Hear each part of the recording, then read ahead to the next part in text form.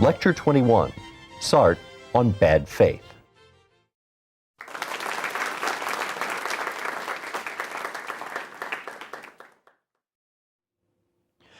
Sartre's subtitle is Being and Nothingness, an essay in phenomenological ontology. That's a phrase he borrowed directly from Heidegger, indicating two things. First, that it's phenomenological, which in Sartre has a very precise meaning. The idea of phenomenology is it's all from the first-person standpoint, and Sartre, unlike Heidegger, has no hesitation, saying an examination of consciousness, or properly speaking, the objects of consciousness. On the other hand, it's an ontology. Like Heidegger, he wants to insist that when we examine what we experience, although Heidegger wouldn't use that term, we are describing the things of this world. But of course, a Nietzschean twist, when we describe the things of this world from the first person, we are quite clearly describing them always from a perspective. And in fact, it's a very particular and sometimes peculiar perspective. Most notably, when we describe things from the first person perspective, what we're doing is coming up with conclusions that are very often going to be at odds with science and objective thinking. As I stressed in the last lecture, it's not as if Sartre rejects science any more than Kierkegaard does. But he too would probably say something like, all power to the sciences, but, and then go on to say, here's what's really important, our understanding of ourselves, and that has to be through the eyes of phenomenology.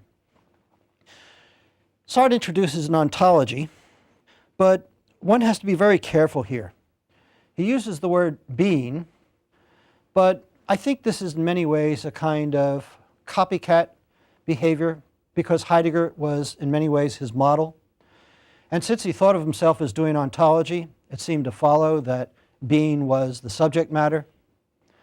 Nevertheless, I think we wouldn't go wrong in not taking very seriously what Sartre calls being, and instead talking about that too in terms of perspectives and aspects. He distinguishes, as I indicated in an earlier lecture, primarily between consciousness on the one hand and the world on the other. The first he refers to as being for itself. And the essential idea here is that when we reflect, we necessarily recognize that we are conscious. Descartes makes this quite explicit in his much quoted statement, I think, therefore I am. But for Sartre, it's not necessarily reflection that does this. There's a sense in which consciousness is always aware of itself, or more properly speaking, aware of itself, aware of objects, all the time. And it's not something which is prone just to reflective recognition. On the side of the world, what Sartre says is, here we find being in itself. The notion of in itself, of course, has a long philosophical tradition. Kant had talked about the world in itself. Many philosophers following, Nietzsche, for example, attacked the world, the idea of the world in itself. But the idea of being in itself seemed to capture for Sartre the idea of simple physical existence. And he really doesn't worry much about the kinds of questions, say, that bothered Husserl, about the being of, say, numbers or the being of abstract entities. One should add here, for completeness, that Sartre adds a third category. So it's not going to be simply on one hand, on the other hand, but it's going to be in rather dramatic form a kind of trio of concepts. And that third concept, which I've very scantily alluded to in the last lecture, is what he calls being for others. And the example that I gave, which might be a good example for that, is the example of shame or embarrassment. But since he doesn't introduce that until a good 300 pages into his book, I'm going to stick for the time being just with the categories of being for itself and being in itself and how they relate to each other. In an essay which he wrote just prior to Being and Nothingness, called The Transcendence of the Ego, Sartre argues what will turn out to be an extremely important thesis for him. It makes a distinction, which Descartes, for example, did not make, which Husserl did not make, between the self or ego on the one hand and consciousness on the other. About the self, Sartre says, it is out there in the world like the self of another. In other words, we talk about ourselves in philosophy all too often as if it's something deep down inside the true self. And of course, there's a long Christian tradition which takes the self as the soul. What Sartre wants to say is the self is something very different than that.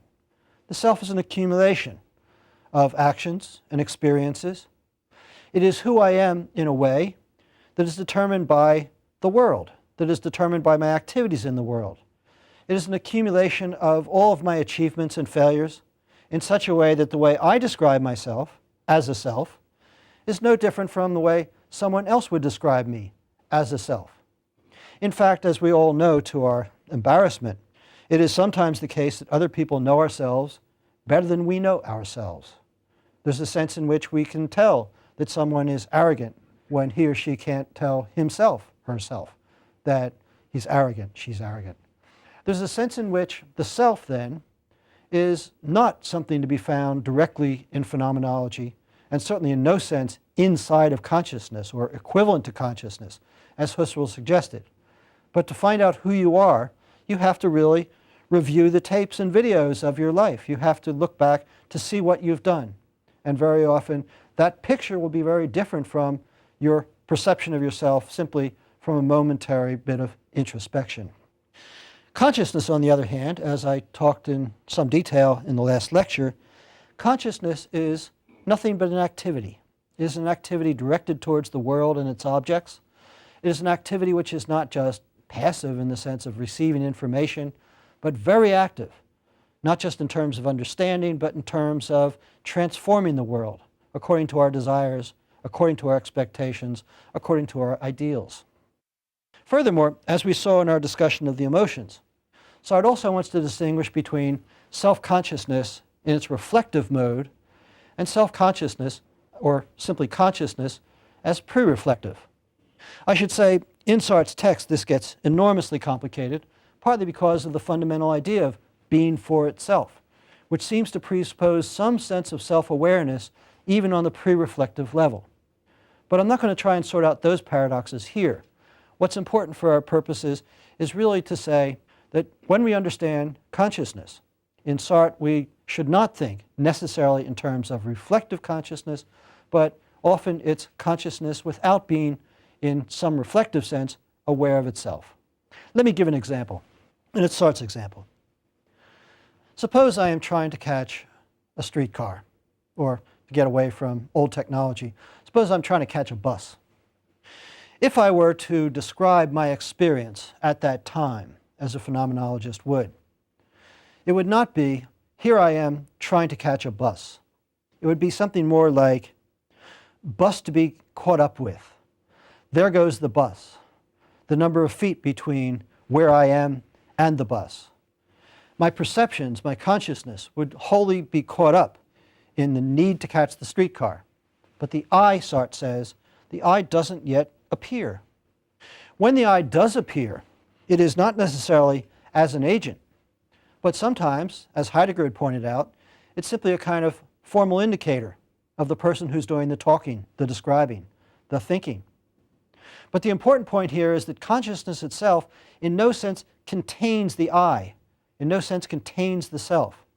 And our experience has to be understood in terms of, as Heidegger put it, tasks to be completed, people in the world to be appealed to, a sense of things to be done. What counts as the self, on the other hand, is going to be the sort of thing that we find in a biography. An autobiography is really just one instance of biography. We should not assume that we are in a better position to know who we are and what our life looks like than anybody else. So, human existence is a curiosity. It's a curiosity in that we are not simply consciousness, and sometimes Descartes talks that way, but of course we are all people, and people have bodies. People perform actions with their bodies. People are subject to the material cause and effect relationships in the world, which is a way of saying, in Sartre's jargon, that we are both being in itself and being for itself. That there's a sense in which we are not simply bodies, not simply creatures. And Sartre, by the way, would abstain from questions about where consciousness enters into the evolutionary chain as being irrelevant. Like Heidegger, he starts with the phenomenological fact of my own existence in the world, and the question is